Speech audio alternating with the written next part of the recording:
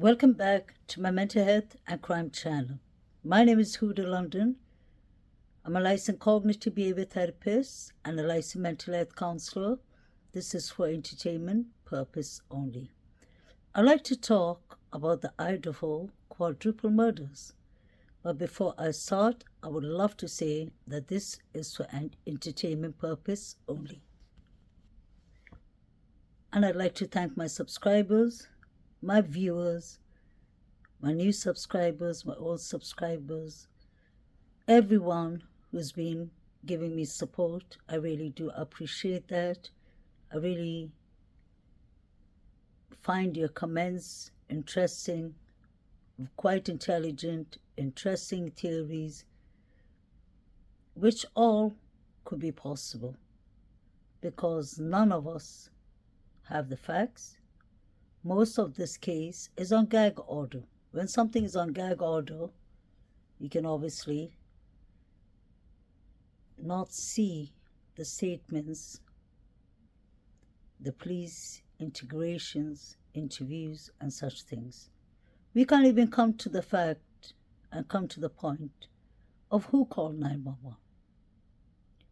So I'd like to start with that, but I'm saying that this is strictly for entertainment purpose only.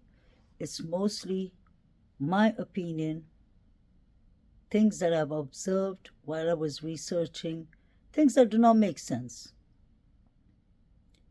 And towards the end, I would like to talk a bit about, as a licensed mental health counselor, there are things that come up like the new statements of Dylan, DM, his father, talking about her mental state, about the harassments and the bullying from social media and from different medias, the mainstream media. I love to touch on that too a bit. Since this is the branch I work in, I believe I owe that to my subscribers, viewers, and to YouTube itself, all the people who watch this case. Because when mental health comes into the case, whether it is Brian Koberger having mental issues, which we don't know yet, or if it comes to the fact that Dylan is suffering of trauma and such things, I've heard other YouTube creators lately saying how could she be playing PlayStation. I know it's interesting how everyone speculates and thinks in different manners, which is completely fine because I do the same. Like I said, nobody has the facts in this case, but at least that is a branch that I have studied and I work in. So I think I need to address a few things. And actually, I'll start it now. When somebody is suffering of trauma, it doesn't necessarily mean that they're 24/7 in trauma zone. A lot of trauma comes with depression. It comes with anxiety. It comes with paranoia. It comes with many other things. And those are symptoms that make it difficult for a person to do the daily routines, to go through the daily lives. Because what happens is once you suffer of trauma, it's like, I'll explain it in my own words. It's like a replay button.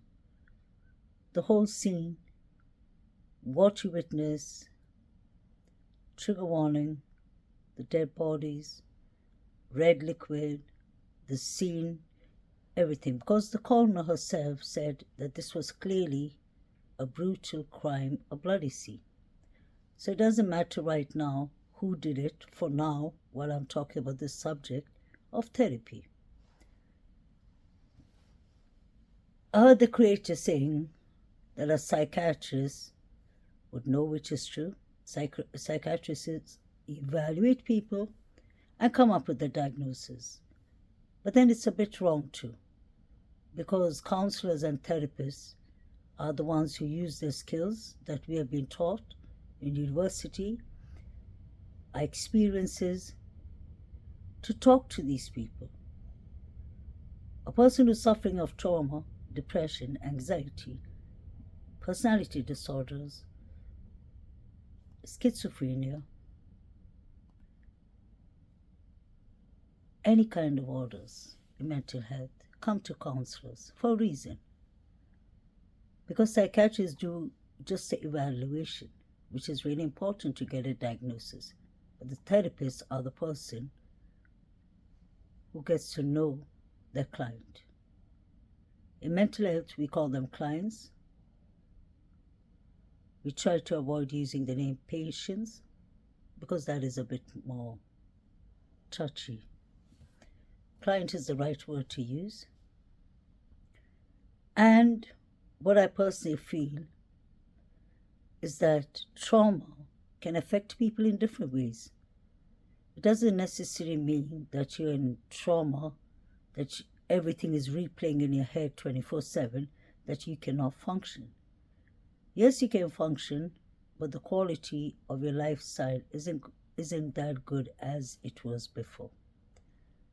So coming back to DM, when her father said that she was playing PlayStation, we need to be aware that if Dylan witnessed anything, we have to think about it from both sides. It's very important.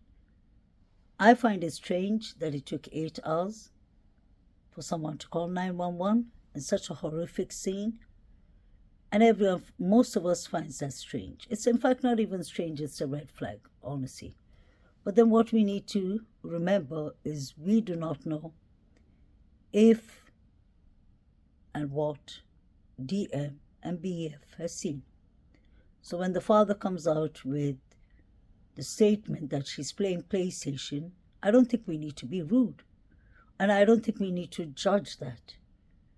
Because people, we know that in counseling, and any therapist out there can agree or disagree with me, anyone in the mental health branch, that we advise our clients to do something that would take the depression, PTSD, anxiety, paranoia, stress, whatever symptom out of your brain for that period. Like, I have learned many kind of branches in counseling, domestic violence, family therapy, cognitive behavior therapists is my expertise, and so are the others. Couples counseling is my expertise, but when it comes to cognitive behavior therapy, it's a big branch.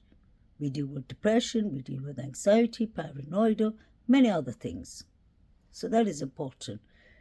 But to start with, if somebody comes to your office or to your counseling suite and explains that they have gone through trauma, this is clearly trauma. This is the worst kind of trauma, actually, that you can see in life. So in case, I won't even say in case, like I said, I'm going to play devil's advocate here. In case Dylan saw what she saw, we can't even imagine what is going through her head. To lose 4 of your friends, your roommates, in such a horrific manner is so unfair for any human being, especially the victims, especially their families, and BF and DM's family too. That is if they're innocent, and that is a thing that is difficult to sort out here. We don't know what they really saw, but we have to take the word. So when the father said that she plays PlayStation and video games and all, I don't think there's anything wrong with that. Because whether we like it or not, let's be honest, Mizana, Ethan, Kaylee, and Maddie, rest in peace, condolence to their families. But I hate to say the sentence, life has to go on in some kind of form or manner. But that doesn't mean the trauma has left them. Just the fact that anyone, even besides Dylan and Bethany, anyone who's seen that sight is a horrific thing. Anyone who's seen that, like the neighbors, Hunter Johnson, Hunter Eaton's brother, I feel sorry for them. That I will say. I don't know if they're telling the truth. I don't know if they were actually there when this happened. I don't know what role they played. But if they did not play any role, we have to think how horrific and how traumatizing it is for them. Trauma. Trauma is part of PTSD. What does trauma bring? Nightmares, night sweats, lack of focus, isolating yourself, not socializing with others, being paranoid, being scared. These are just a few things. There's a long list of things that trauma brings. So I personally believe that the statement of Dylan, his father, I can see everyone in YouTube going over it and discussing it and all that. I'm trying to avoid analyzing it because as a therapist, I don't like to cross certain boundaries. If a father is saying that she's suffering through PTSD, then she must be suffering through PTSD. I know it may sound odd to people, like the creator was mentioning that how could you be playing PlayStation and all, like indirectly? Why not? Anything that takes the trauma or scales down the level of the trauma is a plus.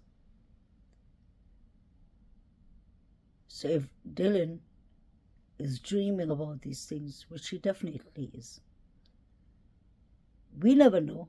This is important. Maybe DM and BF, I've been lately thinking about it a lot, were threatened not to talk.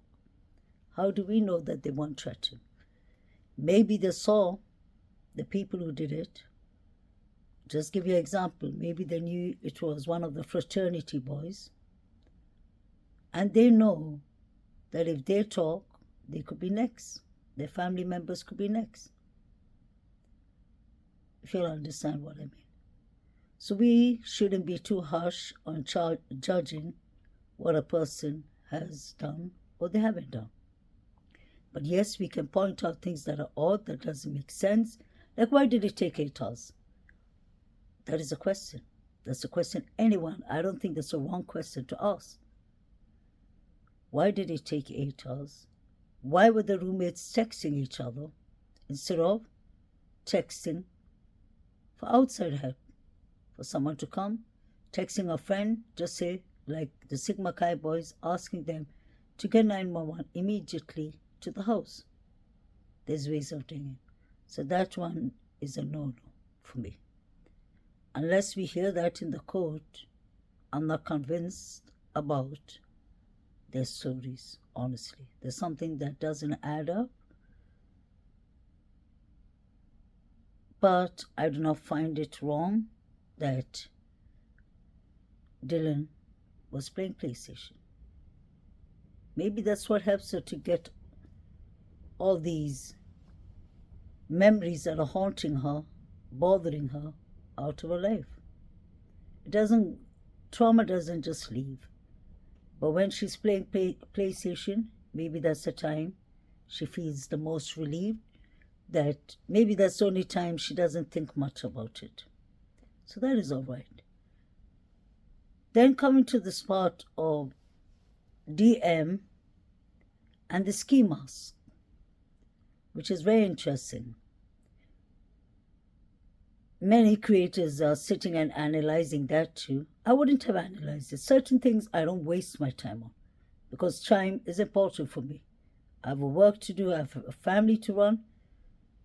Plus, I love to get justice for these 4 victims. May they rest in peace.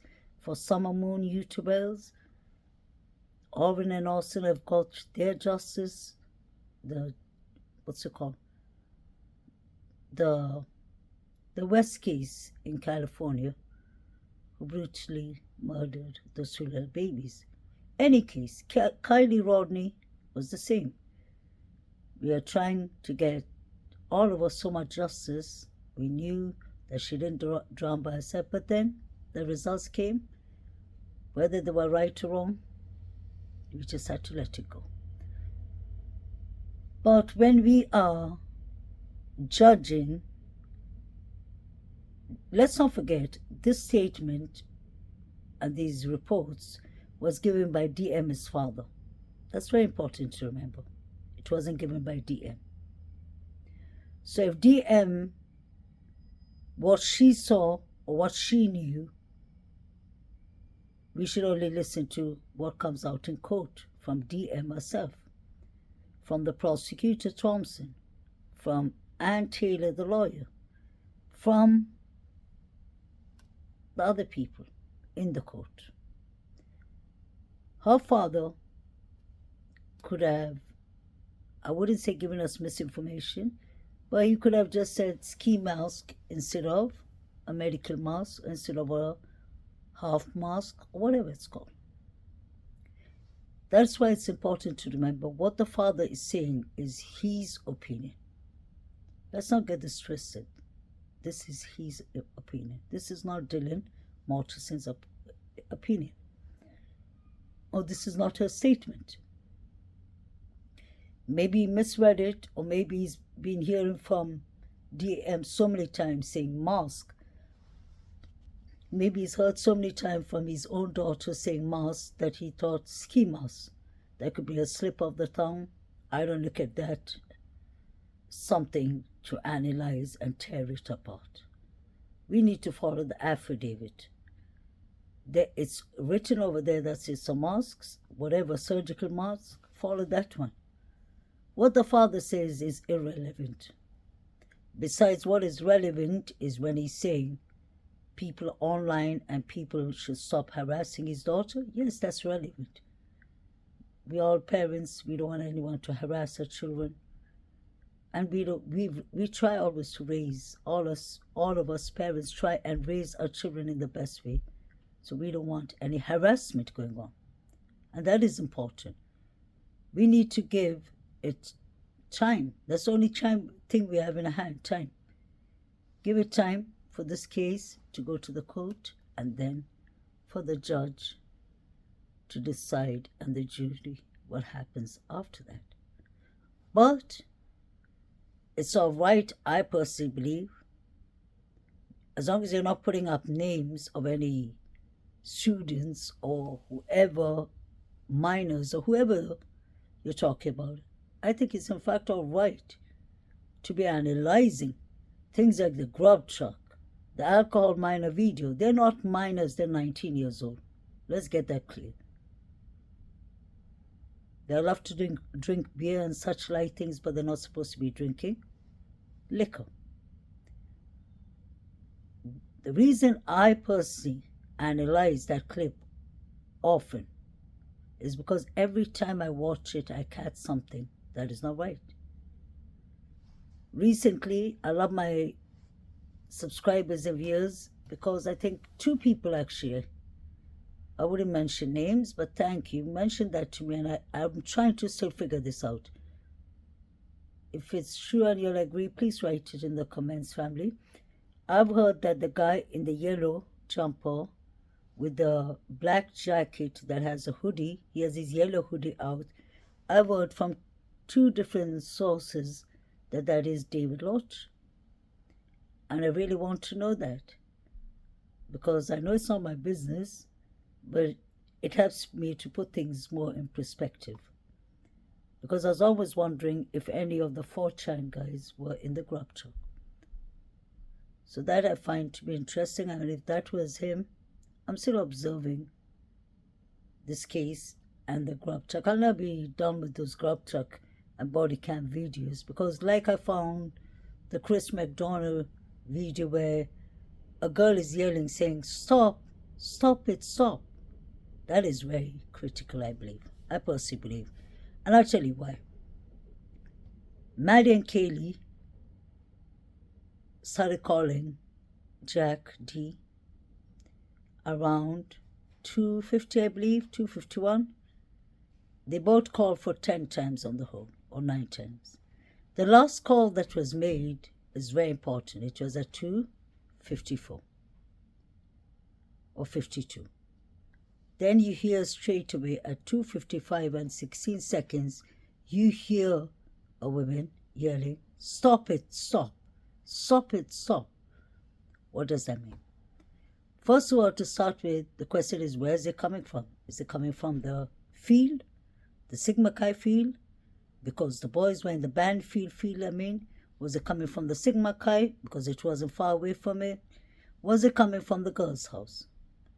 Then the second interesting thing is you see the light of a car next to the girls' house. I find that really interesting and just a creepy feeling. It's just that instinct that something was going on there. Because let's not forget, we were always told that the timeline was 3 to 4 a.m. Why were we told that it was 3 to 4 a.m.? I personally believe that the timeline was changed. For whatever purpose, it was changed. I believe the timeline was changed to line up with the Hyundai Elantra. Because let's not forget, the Hyundai Elantra that was under question was a 2011 to 2013 model. How did 2011 to 2013, what was really going on in that house between 2:50, I believe 2:52, right up to maybe 3:40, 4 a.m. is an important question. We need to figure that out. And that is the reason it brings me to my next topic. I see a lot of people giving, was she called WSU or whatever, Kim, the witness, or one of the witnesses, many people give a hard time. And I've said that before. There was another one called Dot, I think, that many people were blatantly saying that she's lying, she's coming with false statements and such things. I personally believe that we should always be decent enough, respectful enough to give a person a chance to talk. I know that Kim has had a fair share chances of talking. I've seen a couple of clips. I've seen a couple of arguments on different panels where she gets thrown out. And I personally believe that we should actually give her a chance to talk about this. When people are asking her to provide receipts, let's not forget, who are we? We are YouTube creators. Who are the people on our channels? YouTube viewers. We all have the passion and goal to find out what happened to the 4 beautiful young adults. But we are not the FBI. Let's get that clear in our heads. We are not the police. So how do we have the audacity to tell someone to provide receipts? I know when you provide receipts, you sound more believable. You can confirm who you are and what you're saying. But let's not forget, Kim could end up being a target. Right now we're dealing with a crime that was targeted. Either the students were targeted or either the residents was targeted. So by us asking Kim to provide receipts, which we aren't entitled to start with, I believe is wrong. Second thing, Sabrina get, and the second thing is for us to be asking Kim, either you provide receipts, others we're going to throw you out of channels and we're going to disbar you and label you as a liar whatsoever. That isn't right. Most of the information that Kim has given us, I find to be actually quite true. I do understand it's a mixture of things. She could have made up things. Time has gone. You will never ask the witness today. Example, if you ask DM and BF what they saw 10 months ago when it happened, and if you ask them what they saw now, there will be difference of words. As a mental health counselor, I know that. Nobody, the way the brain functions, especially in the memory lane, it depends. If like DM, if she's suffering of PTSD or trauma, some things will blank out of your mind. Some things will be there properly that you remember. Some things you'll be maybe adding. Some things you'll be subtracting. And maybe when Kim is subtracting and minusing things from her statements, I don't believe she's doing it deliberately to lie to us. We don't know her life. We don't know if she's been threatened. We don't know if her children have been threatened. We don't know if the university has asked her to keep quiet. We don't know if the FBI even has asked her to keep quiet. Because this case is on gag order. So for us YouTube creators, especially the big YouTube creators, to be demanding receipts, I don't think we should go that far. To demand receipts, you better be the court. To demand receipt, you better be the prosecutor. We don't have any right. Another example is BF. We don't know what she's seen, but they're keeping it tight-lipped. Whatever she said, whatever she saw, for a reason. Because let's not forget, let me put it this way. Before Kim even came and spoke about the fraternity boys and the Sigma Chi boys, I remember my third video, which I deleted, I spoke about it. I said this is an inside job. By saying inside job, I meant something to do with the college, fraternities and all that. And the more I digged up in this case, the more it's proving, the more it's showing that the Sigma Chi boys were under investigation. That was on the news. Why were they under investigation? Nobody puts a whole fraternity under investigation for no reason. So don't let certain people fool you by telling you, I have contact with the Sigma Chi boys, and they said this, and Hunter said this, because Hunter Johnson was the first person in the scene, or this one was the last person, and I speak to so many people in the fraternities, like what the Obsession said, or whatever her channel name is. That really upsets me. The reason it upsets me is this is a case where we are trying to win justice for 4 precious souls.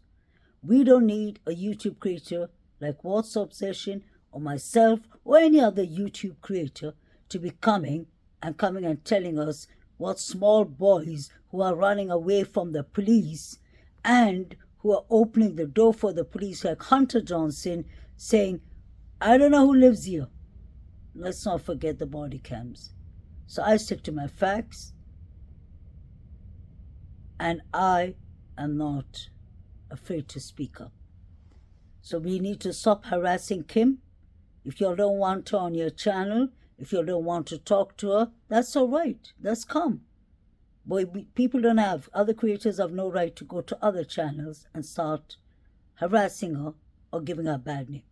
Kim is a mother like us. Kim decided out of her free will.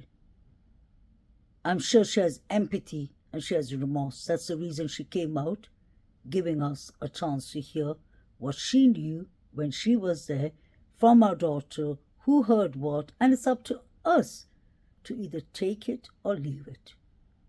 We can't be going around and debunking people and asking them for receipts when we are not the FBI, when we are not the prosecutor, when we are not the chief of the police in Idaho, Moscow, Fry, and the other guys. We have no reason, we have no right to do that. There shouldn't be a reason to start with. So forget about even having the right. But such things, I always think twice about, because you need to be mindful. Because Kim brought herself here, and like an open book, she must have said different things to different creators. But everyone is asking her, prove it and send receipts and all. She doesn't have to show us anything. She doesn't owe us anything. Kim said that she contacted the police, the FBI, and I believe her, because she said that in each and every interview she's done. So let's not judge people too harsh. We need to sort out this case. We need to bring justice for these victims, but we do not need Kim and her children to be targets. I really mean that. And I'm saying that as a mental health counselor. I've seen enough in life, and vulnerable people can get into targets. This is a quadruple murder. Let's not forget that. Let's use our brains, let's use our head to think straight. There's things we discuss about, there's things we analyze about. Sometimes as YouTube creators we go a bit too far, including me. But when we start attacking somebody who wants to bring us a message so that we can get justice for the children, these young kids, we have no right to be putting them in danger too. It's like when she goes to a panel, I always see like it's a bunch of people attacking her. That's not fair. That's not fair on anyone. And this is the 10th time I'm saying this. She doesn't owe us nothing. Zit. Zero. But I appreciate, Kim, if you're hearing, whatever receipts you have, do not send it to YouTubers. Send it to the FBI so that these 4 people, these 4 young victims can get justice. I'm sure Kim cares, otherwise she wouldn't have taken that risk. How many of us, you have to think, put yourself in Kim's shoes. If we knew about such things, most of us wouldn't even come and talk about it. And especially when Kim knows that the real suspects are not inside, she would be taking a chance and a risk for her precious young adults and for herself. Another thing, if we keep on attacking witnesses who are coming forward, who would be wanting to work with us in other cases? The best example you can get is look at the case that I was working on for 2 years. I always pray for that little girl, Summer Moon Wells. Look at her case. Look at how it's gone down the drain. Look at how the YouTubers are just making it about Donald Wells and Candace Ply. It's sickening. But when fake witnesses are coming out in Summer Wells' case, people are attacking them too. When real witnesses are coming out, they're being attacked too. The reason I say attacked is like literally when people start yelling and she starts yelling, it's disturbing for us on YouTube to watch it. It's not a drama show. 4 young students are dead, unlived. I wanted you all to listen to a very important part, which I have played before. This is the prosecutor talking about the case.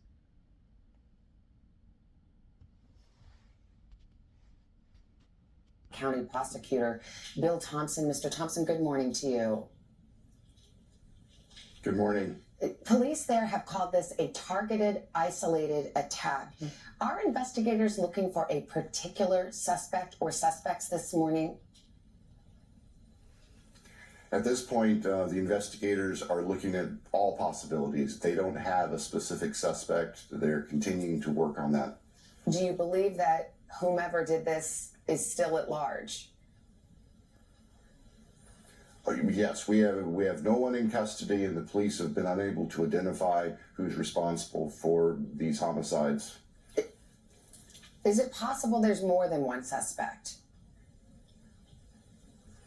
It certainly is possible. That's the purpose of the investigation. That's why we're really hoping for any information from the public that can help the investigators recreate everyone's activities Saturday night and early Sunday morning, and hopefully we give them the leads, the information to identify who did this. There's so many things about this case that are so hard to put together.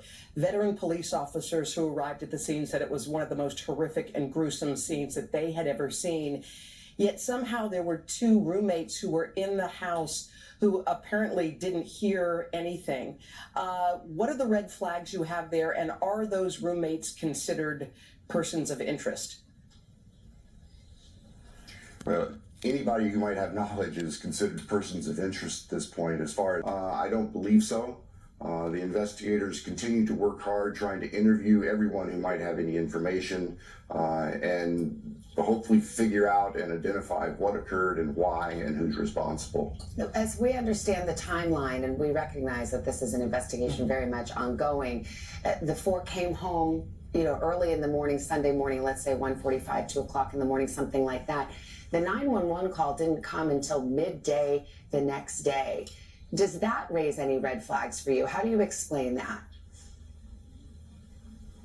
I think the investigators are trying to ascertain why there was a delay and what actually occurred, what was heard.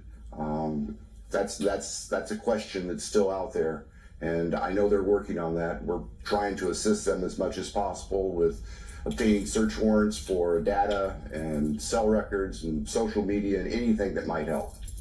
Do you know who called 911? Can you reveal who reported this?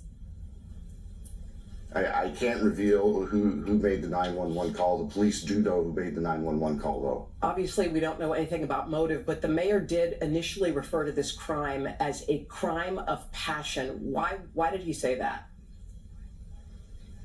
I can't speak for Mayor Betke. To my knowledge, there's nothing to indicate that this has been determined to be a crime of passion. We know it's just a horrible crime, and 4 young lives have been lost. And finally, initially, investigators and the police had said the community has nothing to worry about. Now they've sort of said, well, of course we should be vigilant because there is a suspect or suspects still at large. What is your message to that community this morning? Well, I think the fact of the matter is that whoever is responsible for these murders is still at large. The investigators do not know who that person is. From what they've told my office, they believe that this was what they call a targeted attack and not just a random act of violence. And I think they tried to communicate that, but obviously that communication didn't work very well. It's unfortunate for any confusion in the community. People just need to be vigilant and help us however they can. We hope that we can identify who's responsible and get them off the streets. Investigators and the police. Please listen to this part. He says clearly, this is the prosecutor, most important person in this trial. I'm still wondering why he hasn't turned in the evidence, but that is another case for another day. It's important what he says, because he said he believes that this is a targeted attack. That is very important. And then he says it wasn't a random attack. If I'm not mistaken, they still haven't found any connections between Brian Christopher Koberger and the 4 victims. So for this to be a targeted attack, like he said, it's a random person. I wonder who it is. Is it a random person that is just random out there, like a stalker or somebody, a random person who just passed by Idaho, came all the way from New York? But then the word target is more important. Who targets someone? It is someone you know. This is done, I personally believe, by someone local. And they know exactly. Why was the Sigma Chi boys under investigation? Very important point. Very, very important. They were the ones who were acting most dodgy that night. They were full of red flags. Running away from the police, walking away from the police. The policeman put his torch on. He ran after them. They continued walking. I've heard creators saying there's nothing to watch in the body cam video. People are different. There's a lot to watch. Because it's not about just watching and thinking that these are young boys who got drunk. That these are young boys who were intoxicated, minor boys, and then just got into falling and stumbling over, so the police just went after them. No. The police were called to Sigma Chi at 3:01. I don't know if it's connected to this incident, but what is important that we need to know is this wasn't an ordinary stop. Whatever stop it was, I don't know what it was. They said the officer said that it was an alcohol minor stop. So I believe allegedly they were stopping other people too. We've seen other body cams. But the way they took it so lightly, how they dealt with these boys after these boys ran from them, doesn't make sense.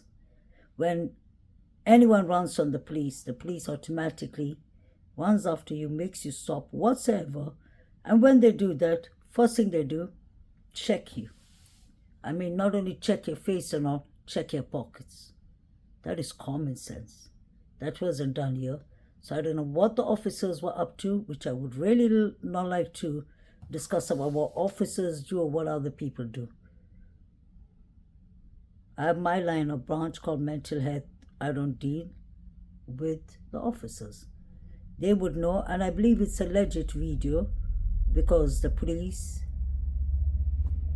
gave it to the mainstream media. The question is, what could have they have edited? What did they put in? What is original? We wouldn't know. But there was a lot going on in that body cam, and I noticed it immediately. From the start to the end, and there's two body cams. Body cams. One from one officer, Officer 1, Officer 2. We heard a young girl screaming, "Stop it, stop. Connect, stop it, stop." That is somebody who's irritated, or somebody who's getting hurt, or somebody who knows that they're going to get hurt, who's preventing something horrible to happen. Then you have the car lights on near the girl's house. That was at 3 o'clock, up to 3:06, I believe. We had the figures running at 3:17. All these, when you put them together, when you put all the pieces like the investigators do, and like we do in mental health, we put your past, present, not future, past and present, we put things in bits and pieces, put them together, and then it's easier for a therapist to understand what could be happening to the person. And then we tell that to the psychiatrist, and he gives the evaluation, his evaluation, and his diagnosis. But it's a teamwork. So like those officers, obviously they have supervisors and chiefs above them. They must have seen the clip with them, and they must have said there's nothing to see here. That could be possible. But I don't think they really took time in noticing, because that was a breach of protocols that going on there. Not only with the boys, with the officers. Standing, laughing and joking with them. And the boys saying that, "Oh, we thought you were fake cops." How could they let them get away with that? They should have checked, number one, to check if they threw anything. Because they're getting stopped by the police for alcohol minor stop. So the police should check. Did they throw a bottle of vodka? Did they throw a bottle of tequila? Did they throw drugs? Did they throw weapons? They didn't follow the protocol. The boys are busy chatting and taking over the conversation. So for people who say that I don't think there's anything to see, people have different opinions, I do understand, but in my branch of work, and believe me, that's what the police even have. It's just like CBT therapists. They are taught to make a profile, which we do, study the person, study their past, study their friends, who they hang around with. It's a criminal profile, analyzing.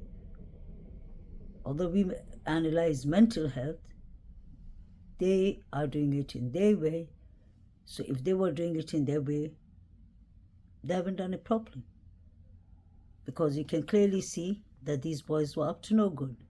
I'm not saying that they did the crime, but I'm saying, where were they? One of them looked like he had a glove. Where's the other glove? One of them was wearing Vans shoes. Wasn't there Van print from there?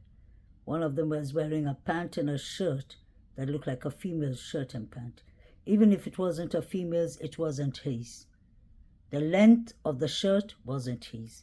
The length of the pants wasn't his. The way the pant was sitting on his legs, it wasn't a guy's pant. I want to know, I'm more interested in what they threw. in Banfield. That is really important to know. So I'll summarize by saying, Dylan, we just have to wait to the court to see what happens. But yes, there are things that do not make sense at all. Staying in a house 8 hours after a brutal quadruple murders happened doesn't make sense. The bodies will smell, there's blood in the air, there's everything. You don't even know if the suspect or killer is going to come back. So how could you say that? It doesn't make sense. It doesn't add up.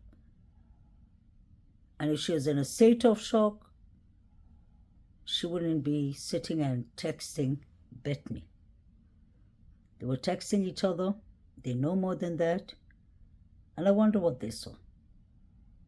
I do understand they're grieving for their friends. I'm sure just looking at a dead body in such a horrific matter, trigger warning, is trauma. So I'm not taking that part away from them. I'm just wondering, are they scared of someone? Are they under threats? Were they told maybe by the detectives who, like maybe, I'm not saying the detectives told them to say that. I'm just saying, how was the statements written between the surviving roommates and the detectives? Was there any miscommunication? Did the detective think that they said this instead of this? We are human beings. Mistakes can happen.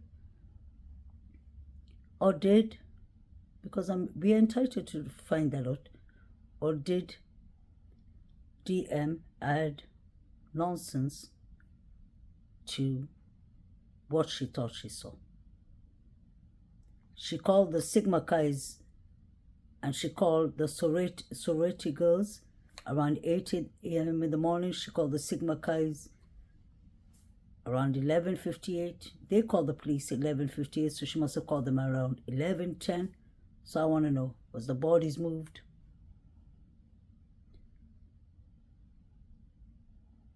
Was anything touched in the crime scene? Was there any cleaning up done? Did the girls sleep in the same room? Why were they texting each other and not texting the police? Why weren't they calling 911? If they were afraid of calling 911, was there drugs in the house? What was there in the house that they had to clean up that took 8 hours? Even if there was stuff in the house, these are college students and they don't want the police to arrest them or bring a case forward on them. Why didn't they? Does it take 8 hours to get stuff out of the house? I doubt. So something doesn't make sense here. But the part of Dylan's father stating that she does therapy and all sort, because one of the creators was saying, what is all sort? Yes, all sort can be. It's just a wrong way of saying it. It can be, since they mentioned trauma therapy, she could be doing emotional therapy. She could be doing CBT therapy. She could be doing other sorts of therapy. That's nothing wrong in saying that. That's a figure of speech. So in such things, we need to be more mindful because the mental health is more a vulnerable branch than we actually think. But the part of the shock of the 8 hours, as a therapist, I'm saying that people are different, but it doesn't. This doesn't add up. It doesn't add up. 8 hours to call the police. For about Dylan's father stating that she's playing PlayStation, nothing wrong with that. Some people like to meditate, some people like to go diving, some people like to go mountain climbing, some people like to hear music. There's different ways of people doing their therapy. So that is between her and a practitioner. We wouldn't know. Because the psychiatrist is just there to evaluate things, and he meets the client maybe once a year, once in 2 years, if there's any need to change the medication and to see the progress of the client. It's a therapist that works with the client. And we know as therapists, if there are other therapists out there, no matter which kind of counseling you're a therapist for. Actually, think about that. BK's sister is a therapist too. And I heard that she lost her job. I really feel sorry for her because the man is not convicted yet. So for his sisters to be bootlegged and lose their jobs, I think is really wrong.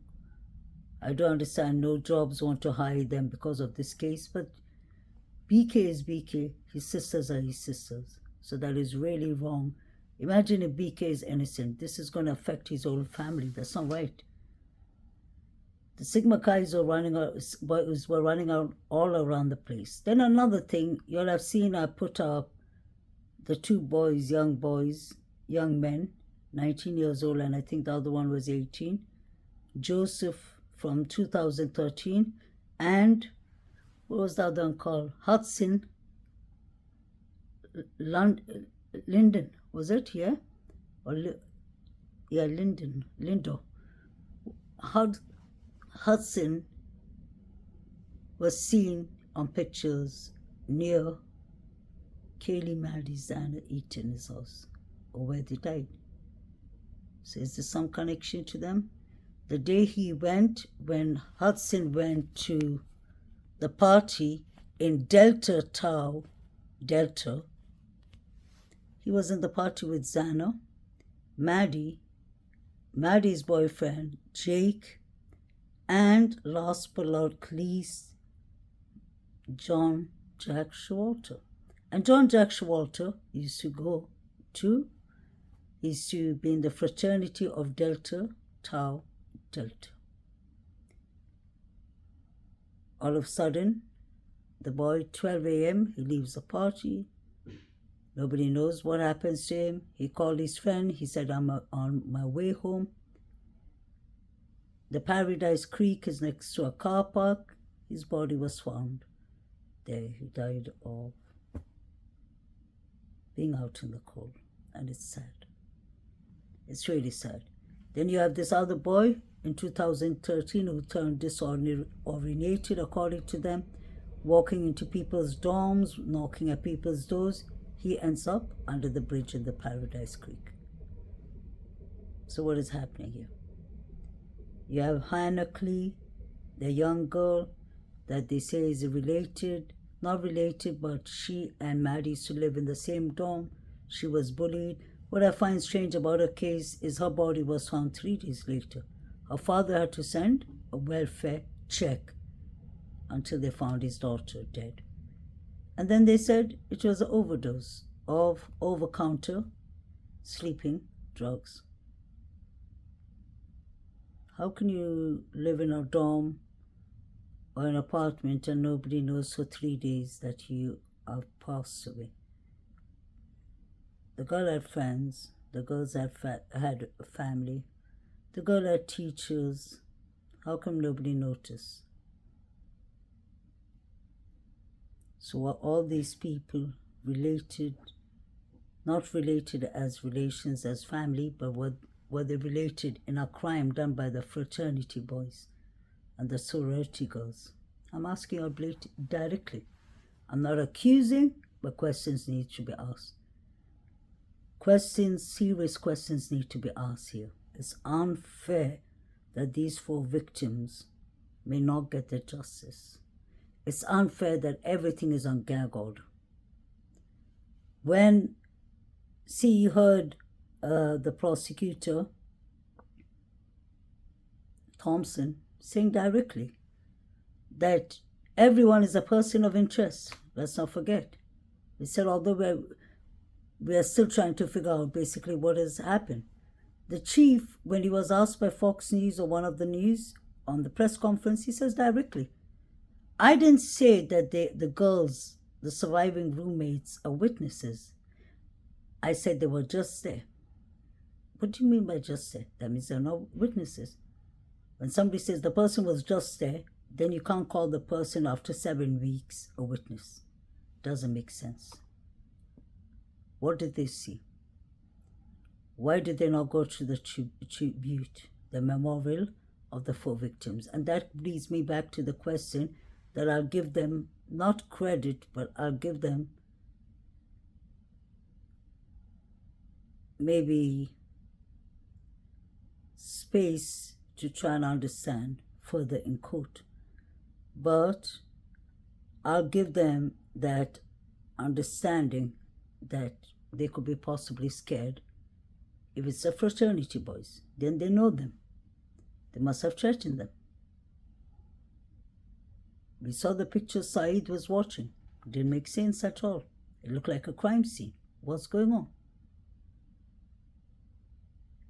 We hear all the time that, oh, Xana was in TikTok. Which TikTok was Xana in?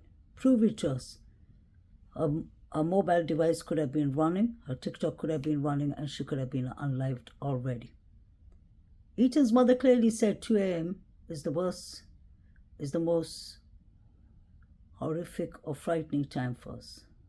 So they never forget 2 a.m. What happened to the son at 2 a.m.? Did Xana and Ethan get into something or saw something that they're not supposed to in the Sigma Chi fraternity party? Did something happen there that led to revenge? Already revenge was jealousy. Everything was brewing up with this army, with these fraternity boys.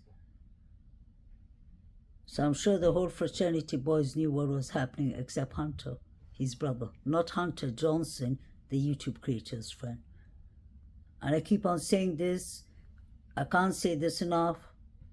What's the obsession or whatever your name is? With all due respect, stop working with those boys when they could be people of interest. The reason I say that they could be people of interest is because the police has never ruled them out. Number one, I do my active listings right. You can Google it up. You can go to the police's website. The Sigma Chi boys were under investigation. They weren't ruled out. Second thing, you're half the age. You shouldn't be talking to them. Third thing, what makes you think that the people who were being under investigation are going to tell you the truth? In fact, they're going to tell you more lies so that you can get more subscribers and views and that you can put it up on social media. And I don't think that's right. You shouldn't be contacting these boys. I never contact people, even if they decide to contact me. No, I'm not interested. Go to the police, go to the FBI.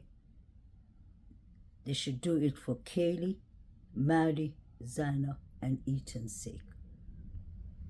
Give them the justice they deserve. That means go and own up to what you'll have done before the judge and the jury finds out that it's not Brian.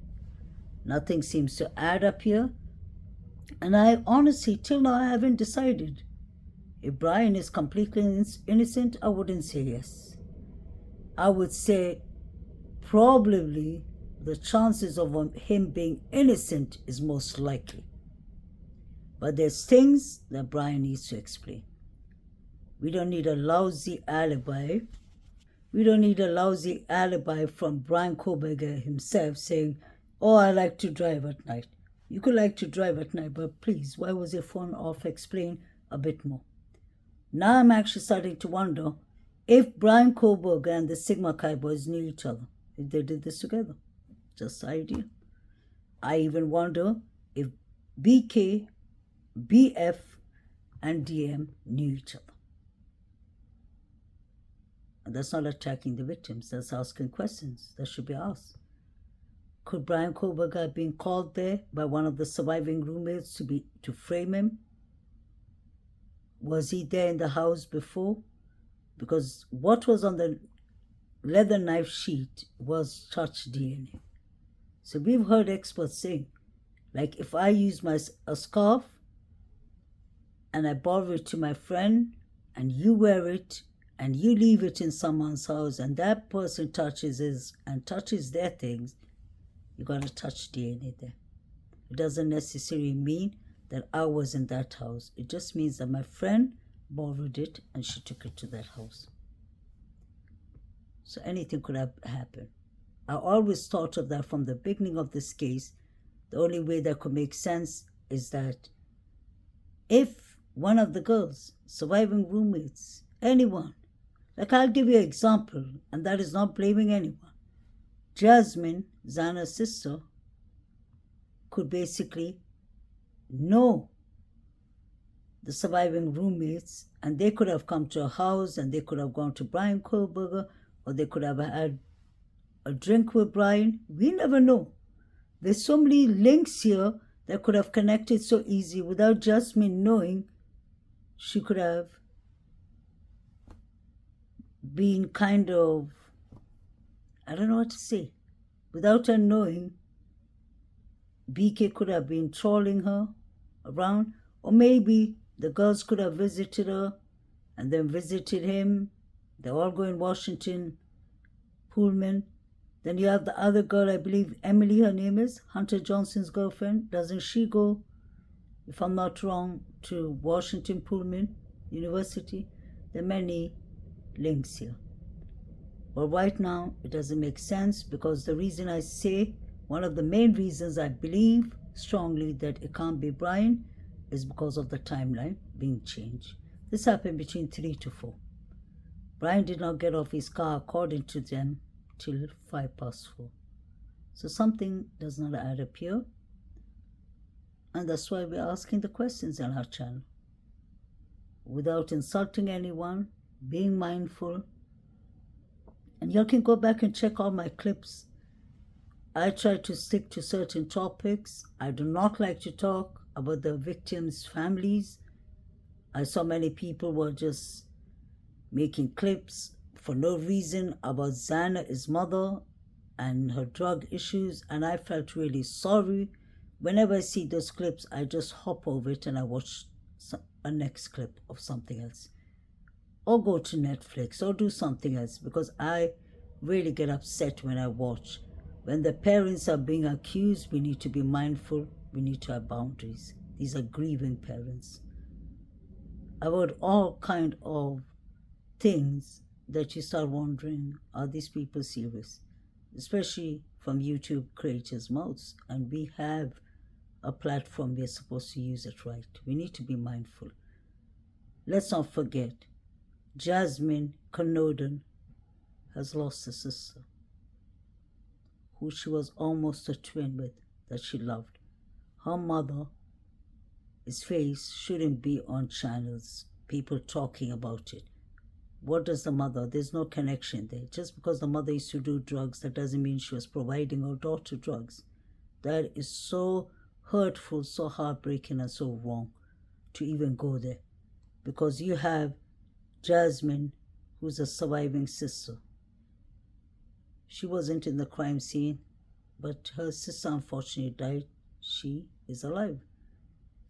Imagine her seeing her sister who passed away, who was unlived in such a horrific manner on TV every day. And now she's trying to grieve about her sister's pain, and now she has to watch her mother on TV every day. That is so wrong. Then you have some people coming with the Odin cult and all. No. I'm not saying they didn't do it or they did it. I'm just saying let's not go there. People are just running out of contents, I believe, and they just make up anything they can. Why don't they analyze the grub truck video? There's so much there that they could have found out. Why don't they analyze the police's body cam? Instead of discussing about Odin cult, instead of blaming Xana's mother, instead of talking about Maddie's stepmother, instead of talking about the parents and their lives and what they did before and what they do now, that is so wrong. You'll have to remember, I have to remember, Jasmine is alive and she's going through trauma. She lost her sister, and you should take trauma very serious, because that's part of PTSD. People with trauma who suffer PTSD, a good example is Brent Kopacker. Don't go far. So people harm themselves, unlive themselves. So we need to be careful. Jasmine is going through a lot. I can imagine what she's going through. I can't say I can imagine, like I feel what she's going through, because I haven't, thank God, I haven't had a family member in such a horrific manner. So we need to be mindful. This is really hurtful for some people, very hurtful. And if Brian Koberger didn't do this, it's hurtful for him, his family, his sisters who lost their job. But Brian has more explanation to do. I'm not saying he didn't do it. I'm saying he could have possibly done it. But right now, it doesn't add up. That's all I'm saying. So guys, look after yourselves, stay blessed. I've told you in my community, what's it called? Comment that I intend to talk more about mental health because I believe it is. I used to do that before. I took out most of my clips. I restarted my channel. I intend to do a lot about mental health too because it is helpful for many people. There are many people who are struggling. And another thing is most of these crimes, horrific crimes that we are seeing, has something to do with mental health. In what sense? Like psychopathic behavior, antisocial personality disorder. People who think they're entitled to do things, don't have remorse, don't have empathy, such things. So when people are suffering of personality disorder, they need to get help. When people are suffering of any mental illness, get help. Because it will save your life and it will save other people's lives. It's just so sad that 8 hours were left and nobody decided to call the police. They were busy texting each other. They were busy calling each other. It doesn't make sense. It doesn't add up. It's really shocking. That's all I can say. I do understand there's PTSD, there's trauma, there's anxiety, there's paranoia, everything involved. But how could you feel safe in sleeping in the same house that you saw a SK or a quadruple scene? Even if she did not know that's what he did, you can hear the dog barking. Dylan said clearly that she heard Kaylee saying, or she thought she heard Kaylee, it could have been Xana. She heard somebody saying, there's somebody here. What are you waiting for? Jump out of the window. Your life is in danger unless you knew the killer. That's all I can say. Something doesn't add up. Like in Nicola Bully's case, when I was working, when I was making clips about it, I always believe, and most people believe her husband was involved in the foul play. But then he got off, and in his interview, this is what he used to say. He said, someone did something. Something happened.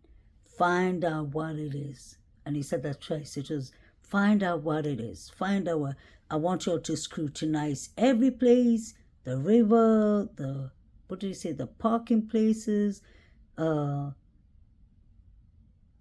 He said all kind of things, but it was so, the way he was saying it, and he just looked so guilty, I'm sorry to say. And he kept on saying, something happened. Something must have happened. I want you all to scrutinize all these places. And after he says, find out what it is. Find out what it is. And that keeps on playing in my head because the poor woman didn't get her justice.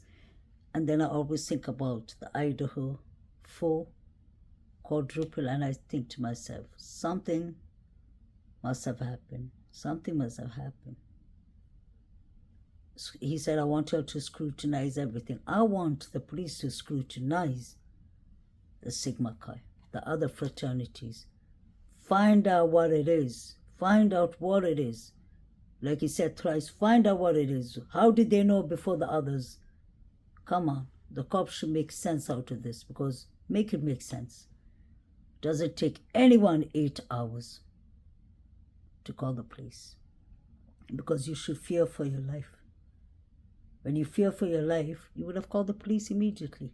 Weren't these people calling the police? Were they involved? Just a question. Was somebody they would love involved? Was there somebody in the fraternities that were threatening them? Which I can understand.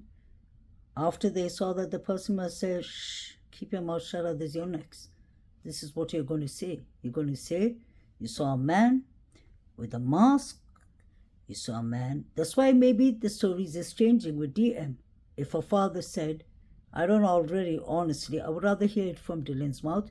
Just like BF, I would rather listen to it from her mouth and not from a YouTube channel called What's the Obsession. I would rather hear it from these young ladies' mouth, what they saw and what was said. But when Dylan is saying that he had on a mask, he had bushy eyebrows, I wonder if she just took the description from the Sigma Chi boys. One had bushy eyebrows, one had athletic kind of form of body, one was wearing black clothing. They could have just fixed up the whole thing. Have you ever watched this movie? What was it called? The Usual Suspects with Kevin Spacey. I love that movie. It was from the late 90s or early 2000s. Watch that movie, because at the end, when you see the whole thing was a fake, that they built up the alibi, they did everything. Kaiser Soze, that is what's going on here. I really feel. I feel like I'm really being honest today. I just feel like this is a nonsense. Nonsense, yeah. It doesn't make sense. It's a nonsense, what's it called? Statement from surviving roommates. Texting each other. What was going on? Calling the sorority girls, calling the fraternity boys like they were the police. We weren't born yesterday. These students need their justice.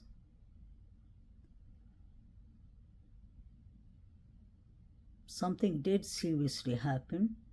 It could have been jealousy, it could have been hate, it could have been just like the 4chan post said. Things were brewing up between the two Davids and the other guy and Eaton. Maybe that night it just went too far and they decided to take revenge. Another last thing I wanted to say is I personally believe, and I've said that before, that it was two separate targets happening maybe at the same time. Because let's not forget, Eaton, it was a sharp edge weapon that was used on him. So that could be an axe, that could be anything. Xana, they didn't speak much about what was used on her, but the girls, it was a K-bar or a large machete. So that means there was different kind of weapons in the house. Brian Kohlberger did not come with the kit. The Sigma Chi boys all came with different weapons, allegedly. The reason I say this is because of the 5 figures running, because of them in the band field, because of the 2 boys that were found in Paradise Creek. Nothing makes sense with them. So the question is someone covering up for them, allegedly? Could the surviving roommates be covering up for them? Allegedly. Just a question. Because right now, everyone should be taken as a person of interest. Nobody should be ruled out. As for John Showalter, he should have been labeled the first red flag on his head. Allegedly, he shouldn't have gone far either. Guys, please like, share, subscribe. Have a lovely day. Have a lovely weekend. Look after your mental health. Look after your physical health. Justice to the 4 victims, Xana, Eaton, Kaylee, Maddie. Rest in peace. I hope you get your justice. We are still fighting to expose everything we can get our hands on. And I hope these students start talking instead of getting tattoos, which they have time for. That's another thing. You are in a state of shock. You take 8 hours to call the police, but you'll come out a couple of days later to take tattoos. Doesn't make sense. Bye, guys.